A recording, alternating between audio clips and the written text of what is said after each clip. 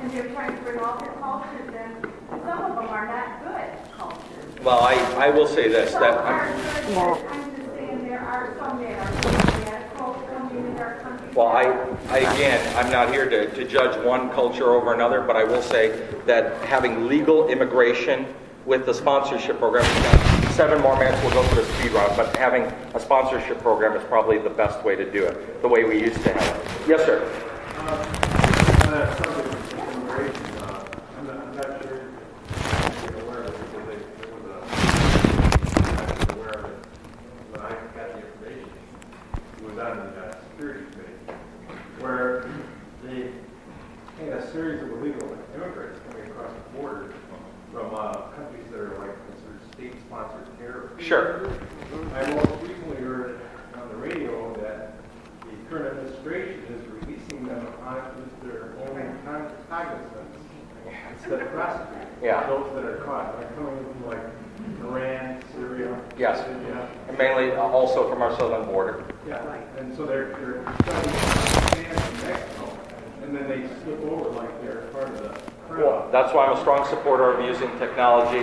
And by the way, the question actually was talking about illegal immigration, that you also have terrorists, not just Hispanics, Mexicans coming across the southern border, but individuals that are interested in criminal activity and terrorist activity in the United States. That's why the use of technology would be the best thing that we could do, watching our vast border in the south and as well as in the north.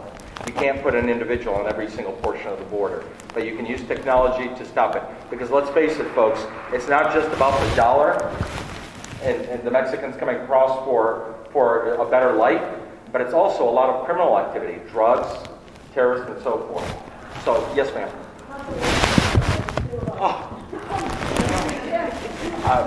We've got 5 more minutes, so I'll be very brief because I'm sure we've got some more questions.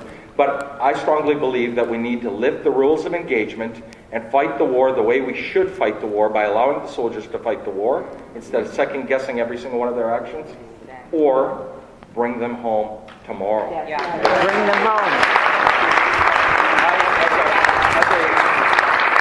As a soldier that spent 2 tours in the last 7 years, and each tour being about a year apart, or a year apiece, I am strongly in favor, if we're going to continue doing what we're doing under Bush as well as under Obama, I say, why wait 15 more months? Bring them home tomorrow. Bring them home tomorrow. Why kill another soldier? Why spend another $1 billion nation-building a country that will never support us? By the way, this administration is playing just as many games with us as the previous administration. This 50,000 troops, combat troops, bring them back home, what a ridiculous joke. Because on top of that, you've built quite a bit more forces in Kuwait. The other 50,000 have been renamed to tactical trainers. And, by the way, mark my words, check it out.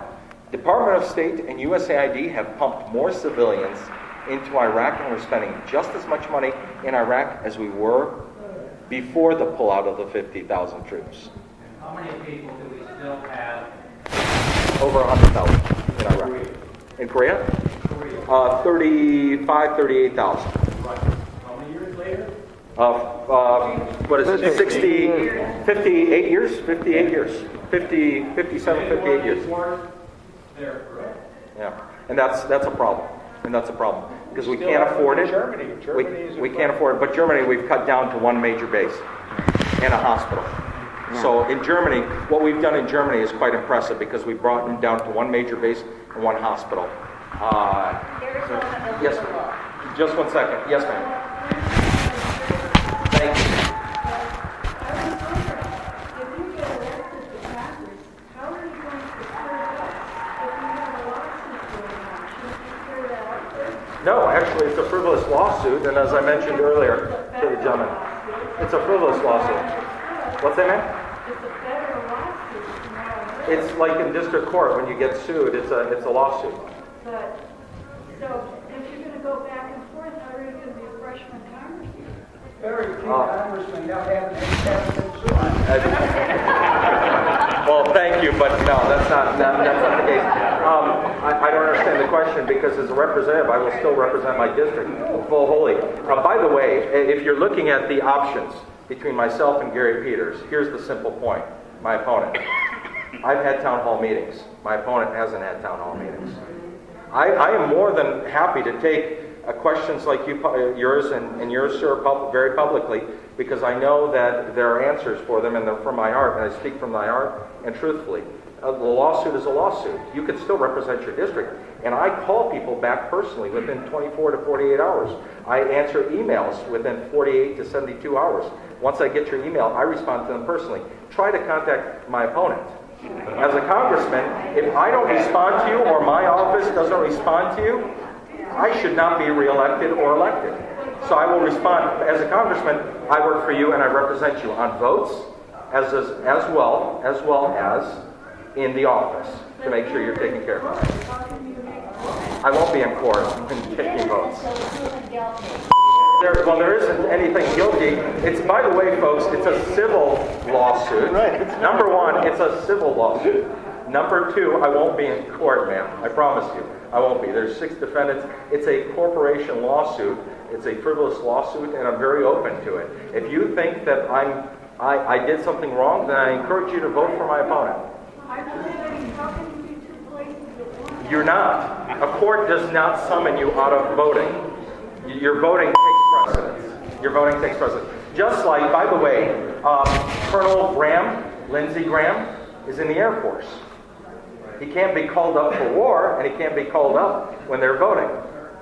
Voting for the state house or the federal house and representing you is my top priority, no matter what the cost is. Otherwise, I wouldn't be running. This, you've already had, let's go back to this lady. Well, this lady, we're going back to this lady, ma'am. I'll be back to you. We've got 2 more minutes. And, yes, ma'am. Let me throw a wild idea Yes. out, but it's not that wild because the Scandinavian countries use it. And they're the happiest people there on the face of the planet. Yes. They are taxed, I think, 25%, but all their health care and all their colleges, everything is paid for. Okay. Out of that 25% or whatever number. Sure. It's a high tax, but they don't have to worry about sending their kids But to here's college. my problem. We're the United States of America. We have something that they do not have, and that's called liberty. And I don't know their constitution, but they don't have a constitution like ours. Ours limits the government, and therefore I would never trade the United States or what we have in the United States for any other country's plan. Well, see, I don't know their government. You know, see, but they have free elections. Sure. And the people voted for that. I know, but we're a different. I know that, but I'm just throwing that idea out so that. Yes, sir. We also have the largest oil deposit now, larger than Saudi Arabia, and money coming from that goes into a public fund. No. Other health education, and all the things you're talking about. We have 2 more minutes, so yes, sir. Did you have a question or not? No, I was just Oh, okay. No, Yes, ma'am.